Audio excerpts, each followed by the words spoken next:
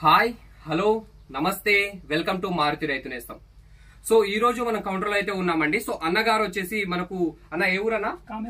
కామేపల్లి నుంచి వచ్చారు. అన్న ఏ విధంగా వచ్చారన్నా? యూట్యూబ్ ఛానల్ లో చూసారా? సో వెరైటీ ఎలా అనిపించింది అన్న మీకు? చాలా బాగా నచ్చింది అన్న. క్రాప్ కూడా బాగుంది, దగ్గర కాపు దగ్గరగా ఉంది. ఇంకా బాగా నచ్చింది, ఒకసారి చూసి. సో కాపు దగ్గరగా ఉందని చెప్పేసి మీకు క్లియర్ గా నచ్చిందని చెప్పేసి రావడమే జరిగింది. సో అన్న దీని వెరైటీ స్పెషాలిటీ ఏంటంటే అన్న, ఈ వాయు తేజ అనేటువంటి వెరైటీ ముఖ్యంగా రెసిస్టివిటీ అనేది ఎక్కువ ఉంటుంది అన్న.